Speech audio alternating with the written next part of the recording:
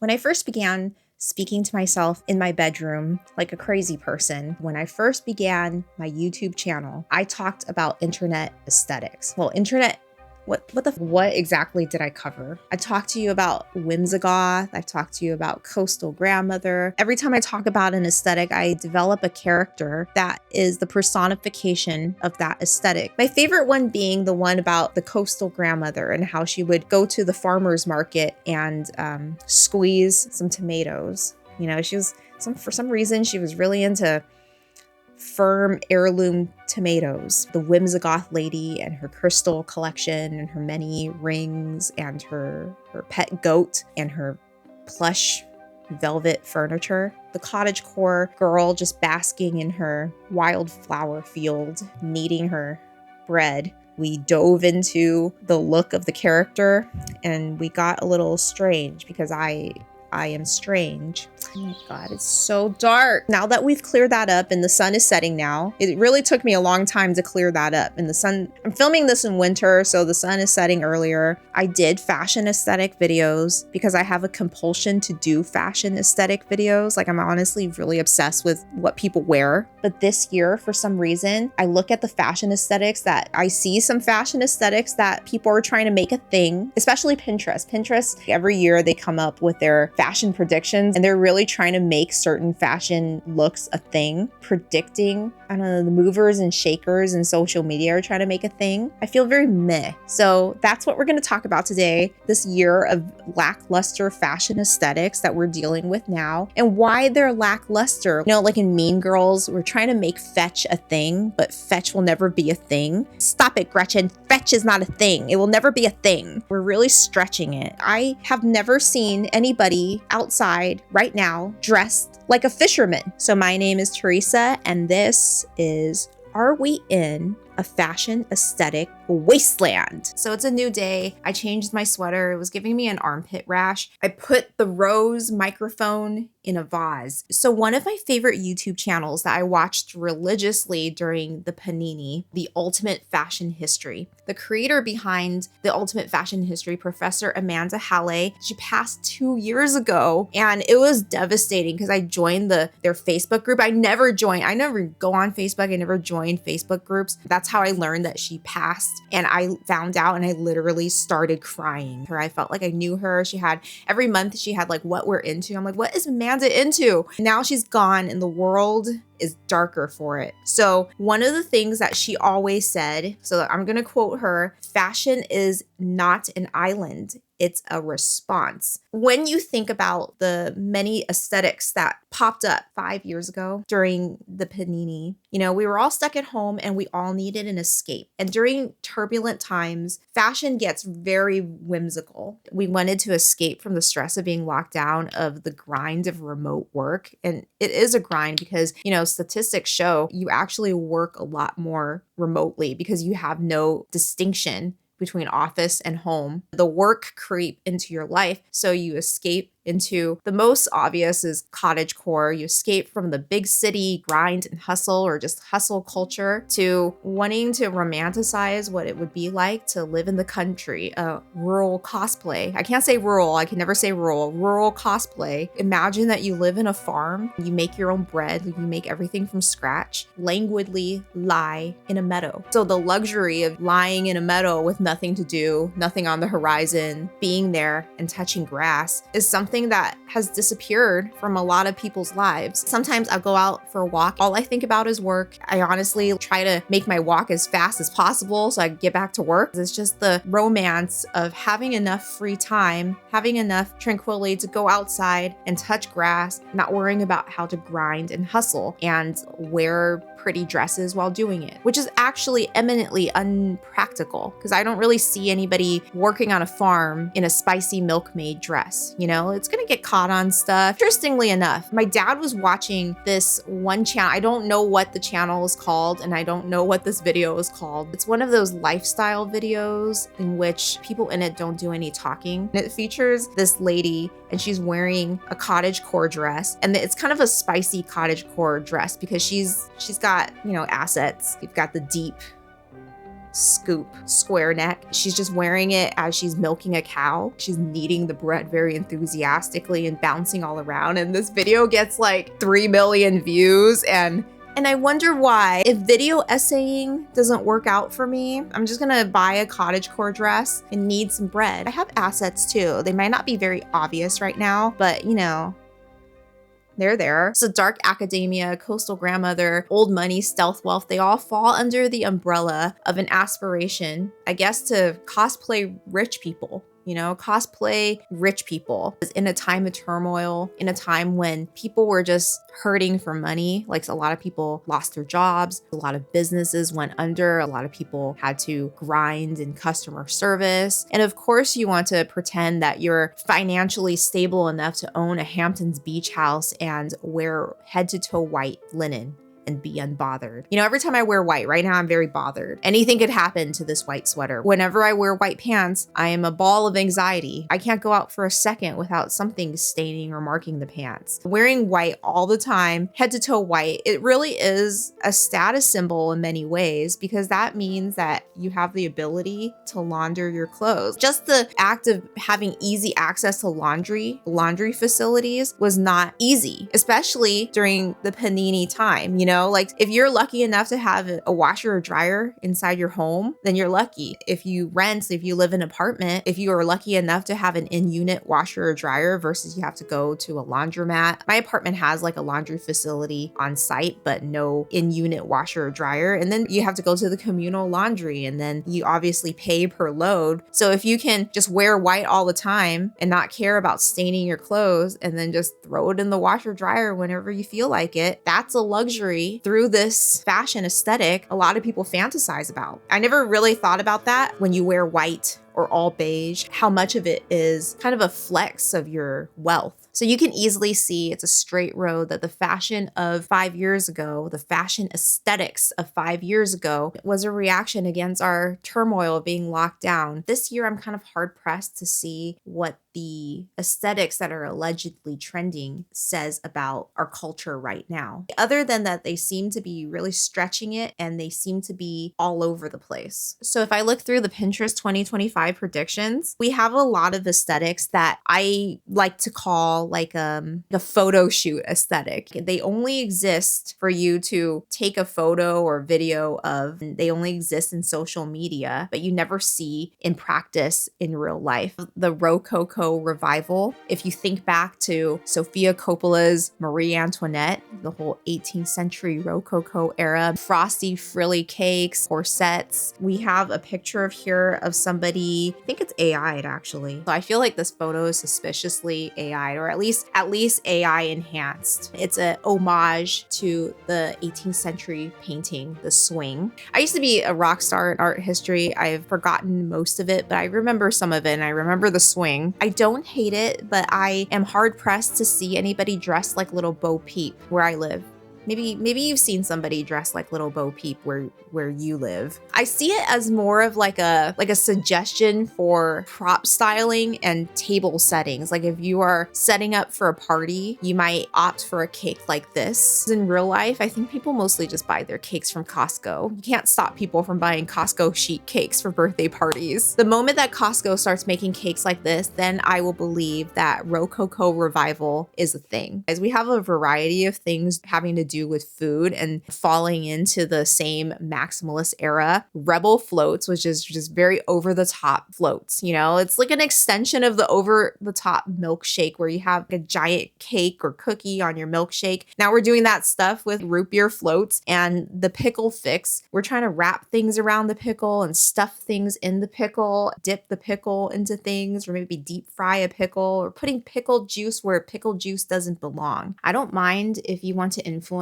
people to dress like Little Bo Peep. The cottagecore girls, if they're still into the cottagecore fantasy, you need to funnel them into being shepherdesses somehow. When you start defiling a pickle, that's when I draw the line. I've been seeing a lot of people do really weird, questionable things with pickles. I've seen people wrap pickles up in fruit roll-up, stuff hot Cheetos and candy or whatever inside pickles, and then wrap it in fruit roll-ups, and then wrap that in like a cotton candy. Just really strange things with pickles. Just eat the pickle alone, or eat the pickle with a hamburger. If you're from Chicago, just stuff it in your hot dog or something. You don't need to dip your pickle in candy. You don't need to coat it in candy. You don't need to coat it in fruit roll-ups or cotton candy. Put cornstarch on it. Just put the cornstarch back in your pantry and just eat your food like it's meant to be eaten. One day somebody is going to just take a stick of butter and then shove it in their giant pickle, and then shove that giant pickle into an entire slice of cake, and then deep fry that cake and eat that in one sitting. That's the level of craziness that we are at now in, at least in social media, at least for performance reasons. But still, you know, like, why are you influencing people, especially Americans? Why are you influencing them to eat like they have free healthcare? So moving on, we have Castlecore, which involves medieval elements, like an entire goblet. Like, it's like the vibe of Henry VIII, but also some chainmail. You could have like a chainmail purse, maybe actual chainmail. Speaking of chainmail, this is a very weird aside, but when I was in high school, I sat behind this guy that made his own chainmail in class. He's got a pair of pliers and he's crafting the chainmail. He had a lot of hobbies.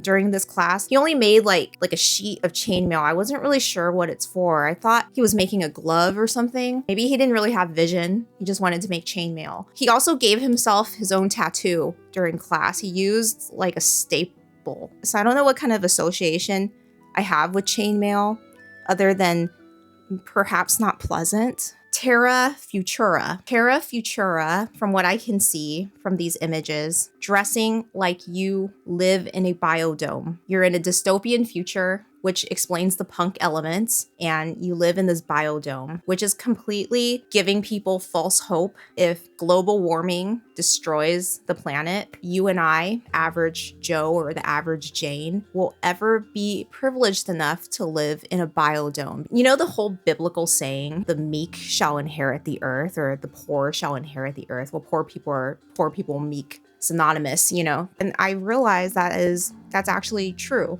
The poor will inherit the earth because the billionaires of the world will barricade themselves in their billionaire bunkers or their billionaire bunker biodomes in space. They've done what they've done to the earth, and they'll leave the earth to you, and you will inherit the earth. But I comfort myself in imagining that once all the billionaires are locked up in their billionaire biodome bunker to begin again, inevitably somebody's going to be richer than the other. You know, some people are like hundreds of billions versus tens of billions. There's a pecking order amongst billionaires, and they will reshuffle to see who is the king billionaire. Maybe they'll have to fight each other. It's going to be somewhat of a prison drama again, where the billionaires will have to fight to see who will dominate each other in the pecking order of billionaires, and who will be, you know, harassed in the communal shower. So I comfort myself as like a meek poor person who will inherit this destroyed earth, in knowing that somebody will be ganged up in the billionaire shower. So seeing doubles, matching outfits, you're going matchy-matchy with your significant other or your bestie, coordinating outfits for friends, kind of like an all-around bachelorette party. And this is easy. Just go to Old Navy. They've been doing it forever. This is the prime example of taking something that already exists and then trying to come up with a different name. This is the prime example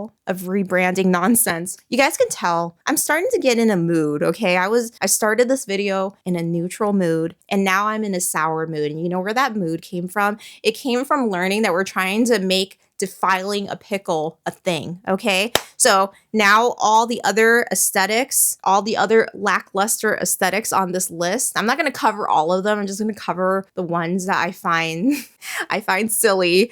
They're all going to get eviscerated by me now. So now we have nesting parties. Meet the nesting party, the baby shower, as it should have always been. It's the baby shower. What do you mean the baby shower as it's always been? Have we moved to a point where not only do we have to have a baby shower, we have to have a nesting party? Are they one thing or are they two different things? Are you trying to make an extra party a thing? This is a prime example of preying upon a woman's milestones, preying upon a woman's pocketbook, the bachelorette party and the bridal shower and the gender reveal and the wedding, the honeymoon, the baby shower, the nesting party. So what are we selling here? Oh, we're selling aesthetic plastic containers. We're selling diaper bouquets and baby cabinet organization. Okay, I see a lot of organization here. Freezer friendly meal prep. I am seeing all these avenues in which brands can just swoop down upon one of the most exciting yet vulnerable events of a woman's life is preparing for the baby. Oh, that is a moneymaker right there. Preparing for the baby and then having the baby and all the toys and the items. I don't even know what kind of items. Obviously, there's a lot of stuff to restock. Here, we're gonna restock the nursery, diaper restock. Are we moving into content in which somebody with their second fridge organizes and restocks a supply of breast milk? This is prime affiliate marketing. Do babies need a Stanley Cup now? The diaper bouquet was growing to be a thing. I remember going to some baby showers 10 years ago or so, in which there was a diaper cake, 3-tier cake with diapers, diaper bouquet, but we're going to get into something much more extravagant here. I foresee it. I foresee this bouquet turning into like giant flecks. Oh, here it is. You know, like the Rose Parade, we're gonna have an entire float made from diapers so that on social media, you'll see my kid is taken care of with this giant diaper flex. You guys heard it first. I'm saying this sarcastically, but I am also throwing out some really good ideas. So if you ever see somebody with a Rose Parade size float just made entirely of diapers for the flex, the social media flex, then you heard it here first. And I'm sorry I gave them that idea. I didn't mean to give them that idea, but I foresee this. And lastly, there are two aesthetics that fall under the umbrella of what I like to call recycled and taken out to sea. For instance, there's the sea witchery, which involves shimmery makeup and witchy outfits, but add like a wet hair look. You're a cross between the whimsigoth, so that's what we're recycling here, the whimsigoth, and like a mermaid. Somebody lounging in a shimmery dress in a giant shell with a crystal ball. You have the purple, the shimmer, the crystals, fortune telling, maybe some tarot cards too. You take it out to sea. So can we call it wet whimsigoth? Whimsigoth, but make it wet. So this one in the same category of recycled and take it out to sea, I am the most drawn to and probably the most excited about. The other ones are like, eh, but this one's like, eh.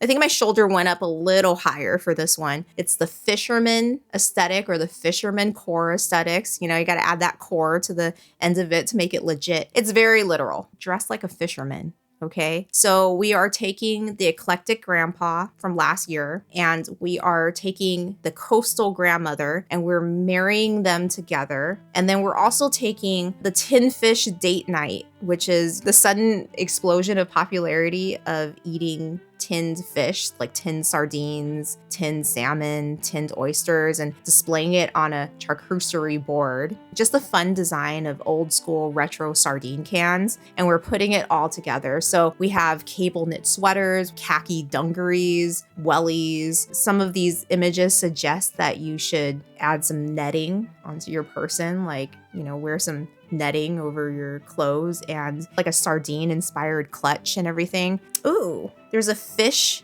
comb and that looks cute. There's the barn jacket, the J. Crew barn jacket. I had my eye on that barn jacket actually. Bandanas, fish motif manicures, a lot of LL Bean. Everybody's got sweaters with lobsters on them. Everybody's posing on a sailing ship. So there's nothing that I don't like about this look. I am hard pressed to find an actual fisherman that wants to carry a clutch that looks like a sardine can, but you know, this is not for actual fishermen. These are for people that live in the city that want to cosplay fishermen. Did I sum that up right? If fashion is a response, what does this fashion say about our culture? And what is the answer here? The answer is, you will find the answer linked in somebody's bio. So let me know what you think about that. Let me know how you prefer your pickle. Let me know about this debauchery that has happened to the humble pickle and what you think about that. Would you dress like Little Bo Peep? I would definitely dress like a fisherman, to be honest. In 2019, I went to New England and I accidentally ended up dressing like the Gordon's Fisherman. I didn't plan to dress like the Gordon's Fisherman. I bought a yellow rain jacket and I thought the yellow would look great with the New England foliage. And I knew it was going to rain, okay? This was just for a practical purpose. I wasn't trying to cosplay any fishermen here. One day, I accidentally paired it with a nautical striped shirt that I got at Old Navy. I had a gray beanie. The Gordon's Fisherman was taking its final form. I went on a day trip to Nantucket. There was this lady at the sandwich shop, and she was giving me the meanest look ever. Like, she wouldn't stop looking at me. I was trying to eat my sandwich here, and then she was off to the side right here, and she's like,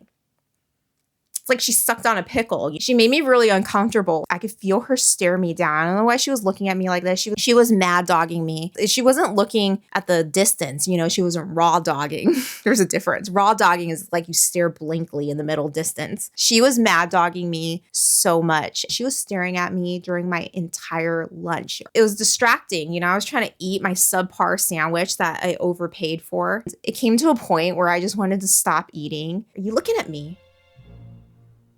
I don't see anybody here. What are you looking at?